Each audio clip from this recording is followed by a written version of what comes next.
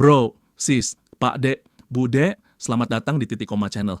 Ya, kita nggak punya panggung, kamera, atau pangkat. Kadang buat mikirin kebutuhan besok aja belum sempet. Tapi tenang, kita masih punya kopi hangat, kepala panas, dan hati yang masih peduli.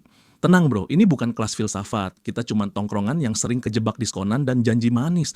Bukan nanya idemu apa, kayak dosen pas ujian. Kita cuma pengen ngobrol gini aja. Lu ngerasa nggak sih? Kita tuh sering banget dibodohin rame-rame. Jadi jangan baper, jangan tegang. Pegang HP lo baik-baik, karena yang bikin lo kesel nanti bukan gua, tapi diri lo sendiri yang bilang, anjir, ini gua banget. Bro, kali ini kita nyentil politik, tapi tenang, bukan buat nyinyirin orangnya, bukan juga soal siapa yang benar, siapa yang salah. Kali ini yang kita bahas bukan tokohnya, tapi otak kita sendiri.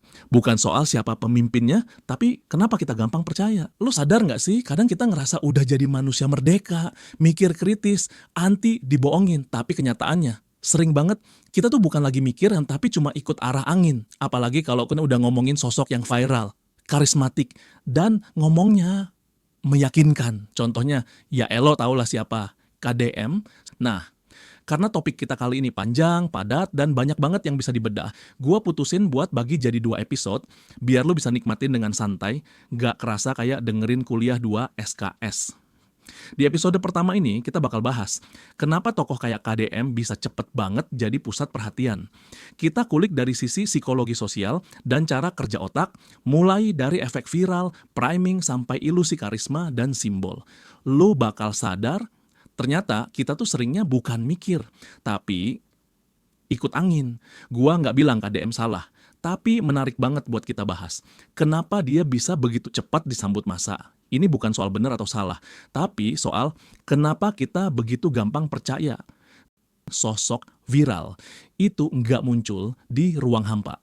Coba lu pikir, kenapa orang bisa viral? Bukan cuman karena dia bagus, tapi karena kita siap menerima. Dalam psikologi kognitif sosial, ada yang namanya priming. Otak kita disiapin dulu, dikasih exposure halus. Entah dari keresahan yang numpuk, algoritma yang nyodorin konten serupa, atau obrolan grup WA yang itu-itu lagi. Gua yakin lu pernah ngalamin pas SMA dulu. Ada satu cewek cakep yang tiba-tiba jadi pusat perhatian satu sekolah. Cowok ngelirik, cewek ikut ngomongin. Bahkan guru pun nyebut-nyebut namanya di kelas. Bukan karena dia paling pinter atau paling baik, tapi karena dia nyolok di tengah kebosanan massal. Kita semua lapar akan sosok buat dikagumi. Jadilah dia idola. Bukan karena kualitas objektif, tapi karena kita butuh ada yang dijadiin pusat perhatian. Hal yang sama kejadian juga di dunia politik atau sosial media. Pas ada satu tokoh nongol yang nadanya sama kayak isi kepala kita, langsung deh klik. Kita ngerasa, wah ini dia suara gue. Padahal itu bisa jadi cuman efek dari otak yang udah kena priming terus-terusan. Makanya, tokoh kayak KDM nggak muncul tiba-tiba. Dia muncul karena kita udah disiapin. Disiapin oleh keresahan, kemiskinan informasi, dan haus akan harapan. Otak kita tuh pengen cepet, dia males mikir lama-lama. Jadi, dia bikin shortcut. Dalam dunia psikologi, ini disebut heuristik. Dan salah satu bentuk heuristik paling umum adalah skema. Pola pikir yang udah kita bentuk sejak kecil. Misalnya, pemimpin ideal itu yang sederhana, ngomong lantang, dan kelihatan berani. Nah, begitu muncul sosok yang cocok sama skema itu, otak lo langsung dengan label ini dia orangnya. Padahal lo belum cek track recordnya, belum kritis ngelihat idenya. Tapi karena udah sesuai skema, lo udah ngerasa yakin aja. Nah, ini yang bikin kita gampang kena efek halo efek. Misalnya, gaya bicara yang meyakinkan, yang bikin kita nganggap semua sisi lainnya juga positif. Jadi kadang, kita bukan lagi milih, kita cuma lagi mencocokkan harapan dengan tampilan.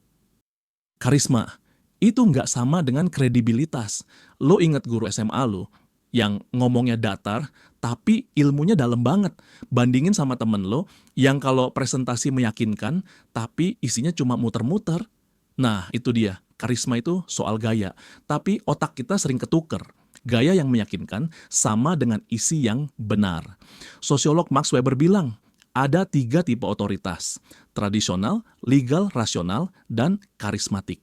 Dan karisma ini yang paling cepat nempel, terutama pas masyarakat lagi capek dan kecewa sama sistem formal. Kita nyari yang beda, yang segar, yang ngomongnya kayak lagi nongkrong, bukan kayak pejabat. Masuklah KDM, gayanya lepas. nada suaranya mewakili kemarahan kita. Dan itu udah cukup buat bikin dia punya otoritas, walau belum tentu punya solusi. Kita lagi butuh simbol, bukan sekadar solusi. Dalam situasi sosial yang sumpek, masyarakat lebih butuh simbol daripada penjelasan teknis. Kita pengen sesuatu yang bisa jadi pelampiasan emosional. Dan KDM adalah simbol kemarahan, simbol keberanian, simbol rakyat kecil yang ngelawan. Itu kenapa video KDM bisa viral. Karena dia jadi medium pelampiasan kolektif. Orang nonton bukan karena pengen diskusi, tapi karena pengen ngerasa terwakili. Dan ini bahaya kalau kita lupa bahwa simbol bukan selalu solusi. Contoh gampang bro, lo pernah lihat demo buruh bawa poster Che Guevara? Atau orang pakai kaos Soekarno sambil teriak-teriak soal harga sembako? Mereka bukan lagi ngomongin ideologi, mereka lagi nyari simbol. Simbol itu gampang dicerna, kuat secara visual, dan bisa ngewakilin rasa meski belum tentu nyambung sama konteks. Contoh masa SMA, ada satu siswa yang bisa gerakin massa buat tawuran atau bikin acara besar di sekolah. Bukan karena dia punya jabatan, tapi karena dia punya simbol, keberanian, pembelaan teman, atau sekadar berani pasang badan. Awalnya cuma 1-2 yang dukung, tapi bola es itu muter dan meledak. Di titik itu, simbol lebih kuat dari logika. Simbol itu powerful. Tapi kalau kita terlalu terikat sama simbol, kita bisa lupa nyari jalan keluar yang nyata. Kita jadi penonton yang puas karena terwakili, bukan karena tercerahkan. Tapi tenang bro, ini belum titik. Masih koma. Di episode selanjutnya kita bakal bongkar sisi lainnya, gimana kekaguman berubah jadi candu, gimana algoritma dan psikologi massa bikin kita ngerasa yakin, padahal belum tentu benar.